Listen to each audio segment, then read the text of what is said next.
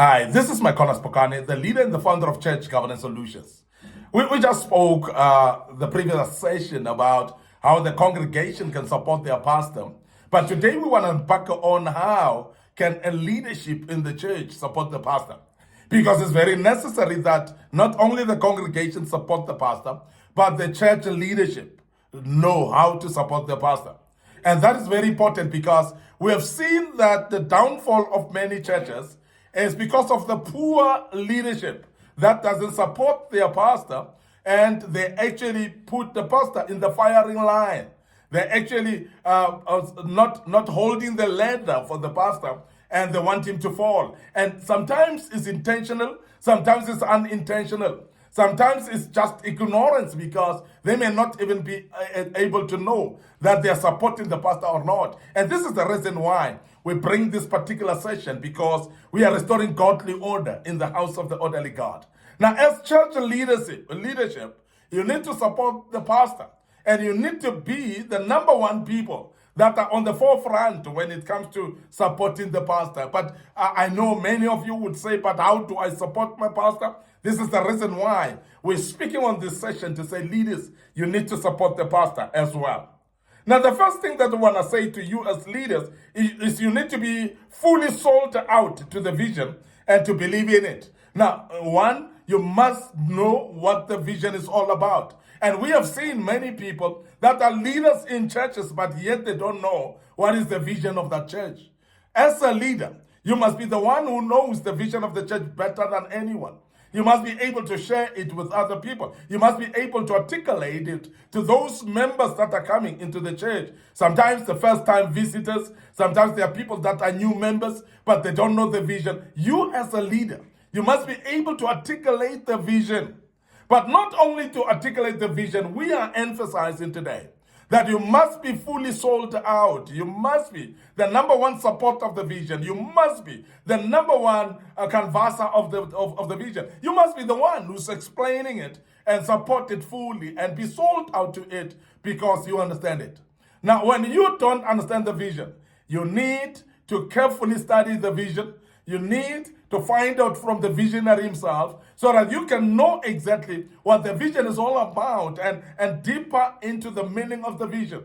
Because you cannot actually follow or support in a vision that you don't even understand yourself. So this is very important that you understand it and you do support it and be part of the forefront people that are supporting the vision. So it's very important that you believe in the vision as well, because when you don't believe in it, it's going to be difficult to support the vision that you don't believe in it. Number two, you need to unify the church members at all times. Well, when you find the leaders that are dividing the church, and majority of the churches, they fall because you got leaders that are actually having some people that are affiliated to them. We talk about some cliques that are formulated by leaders in the church.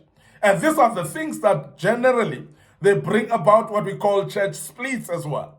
Because there are people that are having their own small congregation in the main congregation.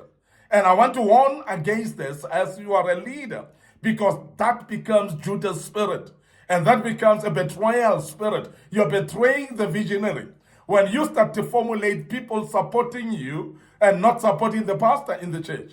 When you start to formulate some small congregation within the main congregation, as a leader, you cannot do that. You need to unify the people. You need to make the people to be of one mind, and all of them sold out for the service of the church, sold out for support of the vision and the ministry. And this is very important that we emphasize, because there are many people that are actually making cliques, and sometimes you are not even aware. Sometimes you are actually ignorant that you're formulating cliques amongst the church. You're standing with another group against another group, whereby you're dividing the church, while you as a leader, you must be the person who's unifying the church. You must be the person that they look up to, and they are actually seeing a unifier in you. We want to emphasize that as a church leader, unifying must be intentional. It must be something that you plan and do it intentionally.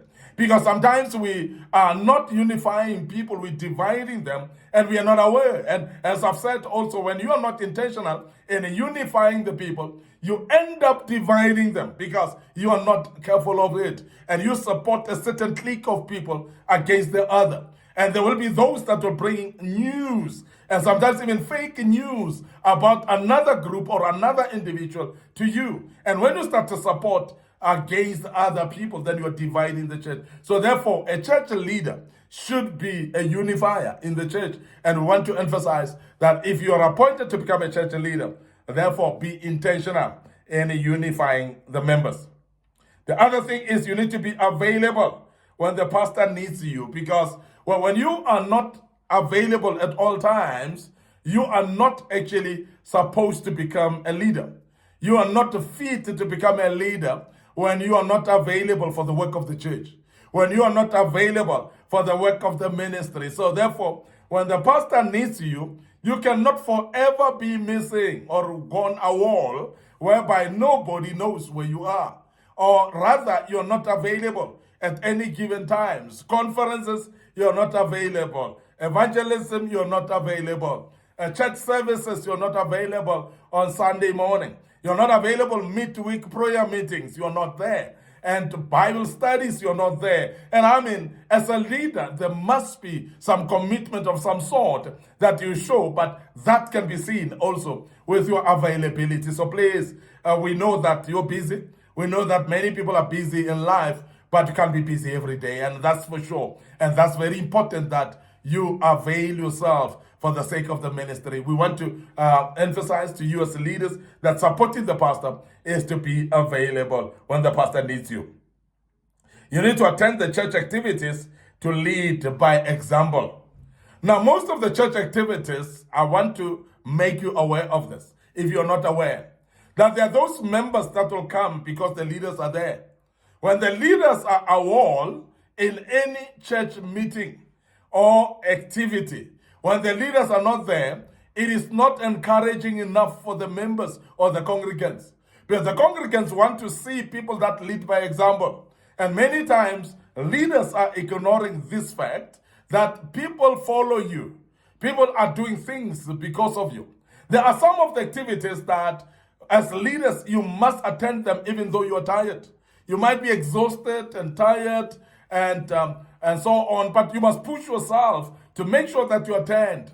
Because there are those activities as well that may look like you're not going to gain anything out of that. You're not going to be learning much about it or gaining anything out of it, but you need to be there just to become the face of that meeting so that other people can come because they are looking up to you. And we want to speak about that. That is very important, that you become exemplary in attending activities of the church, and you will see the members will attend as well. It is so difficult to encourage members or congregants to attend the prayer meetings when the leaders are not there. It is so difficult to encourage church members or congregants to come to Bible studies and teachings when the leaders are not there. And so this is very important, that as a leader, you attend not sometimes that you're going to learn, but you're attending so that others may attend as well. So you're basically helping others to attend by being there yourself, because you are the example that is needed for them. And that's very important that we emphasize that. You need to show example to members, even in the financial matters as well. And this is very key, because when you speak about monies, I know that in many churches, monies, the issue of giving will be announced, and there will be projects that are announced. The leaders are not giving. When the leaders are not giving, the congregants are not going to see any example from anybody. And we want to emphasize as Church Governance Solutions that when you are actually a leader, you are obliged or obligated as well to be able to give as well so that others can give. And there are those that cannot give unless if they see a leader setting a trend or an example by giving themselves. And we want to urge you as a leader that you need to give for the sake of others, for the sake of wooing others in order to give. Because there are those that are not going to give unless if they see you as a leader giving. So your matter of finances in the church are actually a leadership issue. Because when the leadership is setting an example, with the contributions of the church, whether it's building and pastors' appreciations and so on, the leadership must be an example. And when the leadership becomes an example, the whole congregation is bound to follow, because the congregation looks up to the leadership, and everything that the leadership does, the congregation is bound to do as well. And that's very key that we emphasize that to you. Now, you need to also protect the pastor from gossips and accusations. And remember, there are those people that are malicious in the church, those people that will create false rumors, those people that will talk bad about the pastor, even with things that are not true. And we want to say that as a leader, even though those issues may be true, but you cannot light the fire yourself, or you cannot put the petrol on the fire while the pastor needs your protection. So be the protector of the pastor, be a shield, be the first soldier that is actually taking the bullet for the pastor. And that's very important that we emphasize that as well, because you find leaders that will gossip with the church members, leaders that will talk bad about the pastor to church members. And as you do that, you're actually fueling the fire that the congregants might have and might have lit, and you are fueling it. And as a leader, you must stand on the side of the pastor and defend the pastor at all times. If there are some things that you need to correct the pastor, let it be not in public, let it be privately after you have defended the pastor, by the way. And this is very important that we emphasize for you as a leader. Now, we speak about the elders in the church. We're speaking about you as associate pastors in the church. We're talking about you as well, who are actually departmental leaders. You need to protect your pastor as well. Very, very important that we speak about that. You need to also make sure that you respect and honor the pastor's wife as well. Now, this is very important, because there are some of the leaders that will respect the pastor but undermine the pastor's wife, and want to say that the pastor and the pastor's wife, they are one. And as a leader, as an appointed leader in the church, the mother of the house, the first lady of the house, must be respected by you. If we want the congregation to respect the pastor's wife, the leadership must start respecting the pastor's wife first, because they are the example in the face of the congregation. So it's very important that as a leader, you make it intentional to honor and respect the pastor's wife as well. Avoid taking center stage that might undermine the role of the pastor. And this is one thing that's very important as well, that when you are a church leader, don't take a center stage. Don't become the Mr. Man and the Mr. Key Man in the church. That is not belonging to you. And this is very important. Don't shine over or outshine the pastor by any means. And this is very important, that you give the pastor, who's the visionary, his own platform, so whereby he can be able to operate without actual fear or favor. And this is very important. And because many of the leaders, they intimidate the pastors to an extent that the pastors don't have enough space to maneuver or to run their church properly or to lead to the church, because they're forever being questioned by the leadership. They're forever being outshined by the leadership. And I want to urge you as a leader that please sit back and allow the pastor to shine. Allow the pastor to take their center stage and be known that this is the senior pastor,